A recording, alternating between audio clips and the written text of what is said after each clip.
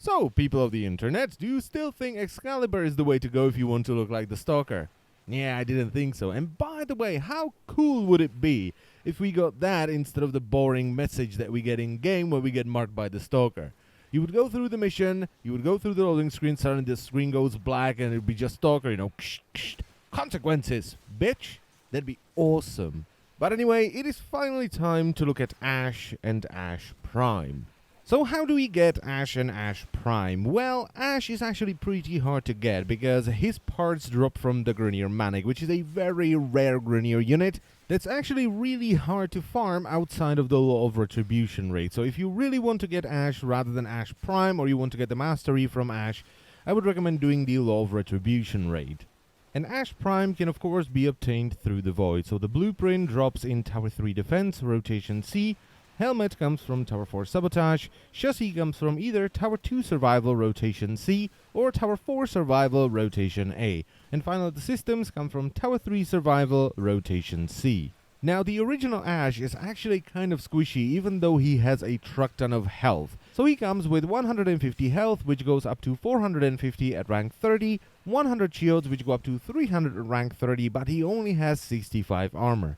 He also has an average energy pool of 100, which goes up to 150 at rank 30, and he's really fast with sprint speed of 1.15. And finally, he comes with 3 polarities, 2 Vs, and an additional V in the aura slot.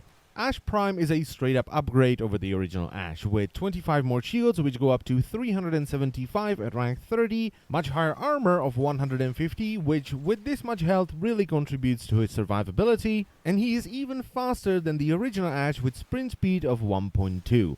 And finally he comes with 1 more dash polarity, so you will have 1 dash, 2 Vs, and a V in the aura slot.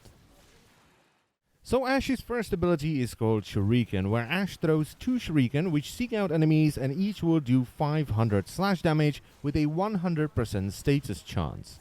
The damage of Shuriken is affected by power strength, and the dot will inflict 35% of the initial damage per tick for a total of 7 ticks over 6 seconds. However, if you manage to hit an enemy's head with it, the dot damage will be 70% of the initial damage rather than 35%. And it's also worth mentioning that the bleed damage will bypass all enemy armor and shields. Shuriken can be used while jumping, sliding, clinging to a wall, or executing a front flip, and it will not disrupt Shade's cloak, and it can be used to break reinforced glass. The augment for Shuriken is called Seeking Shuriken, where hitting an enemy with Shuriken will remove 70% of their armor for 8 seconds. The armor reduction can be modded for with power strength, where reaching a bonus power strength of 43% will remove all enemy armor, and this can be reached very easily without penalties by using a combination of Intensify and Power Drift. And the duration of the armor reduction is also affected by power duration. And you can get this augment by reaching the rank of Maxim under the Arbiters of Hexes or the rank of Exalted under the Red Veil, and it will cost you 25,000 standing. Ash's second ability is called Smokescreen, where Ash throws down a smoke bomb that will stagger enemies within 10 meters, and he will enter a stealth state where he will be untargetable for 8 seconds. Now, even though you become untargetable when you throw down a smoke bomb, enemies will still fire at your last known location. And even though you are untargetable and you are in a stealth state, you are not silent, so if you're using loud weapons, you will still alert nearby enemies.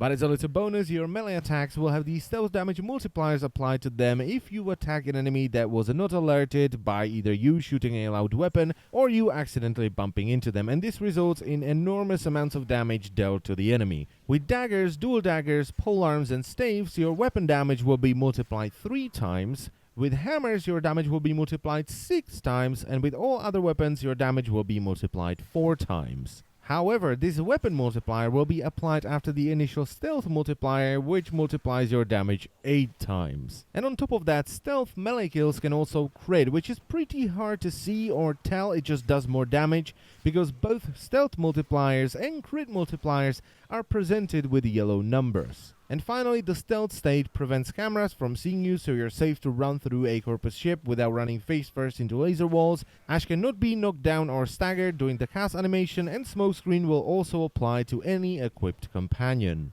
And of course, the duration of Smokescreen is affected by power duration, and the stagger radius is affected by power range. The augment for Smokescreen is called Smoke Shadow, where if there are allies within 5 meters when you cast Smokescreen, they will be cloaked as well. Unfortunately though, the range is only 5 meters and it is not affected by power range. But if you manage to hit an ally with this, or you are in a coordinated group that can run to one spot, Ash can pop it and they can all go into stealth, their stealth state will be the same as yours, with one little bonus because nullifiers cannot dispel it from them. And you can get this augment by reaching the rank of Maxim under the Arbiters of Hexes or the rank of Exalted under the Red Veil, and it will cost you 25,000 standing. Ash's third ability is called Teleport, where Ash simply teleports to a target within 60 meters. This can be used to teleport to enemies, allies, hostages, cryopods, and mobile defense data terminals. It requires direct line of sight of the target, which is sometimes an issue because every now and then the enemies will be obstructed by, I don't know, cold wind perhaps? But sometimes you will have an enemy standing out in the open and it will still tell you that you do not have line of sight. But anyway, if it does work and you teleport to an enemy, they'll be staggered and they'll be left vulnerable to a finisher attack, which has the same multipliers as stealth attacks. Now, if you really want to use teleport to do a bunch of finisher attacks on enemies, unequip your sentinels weapons, because the first thing they will do once you teleport to an enemy is shoot at them and break their stagger.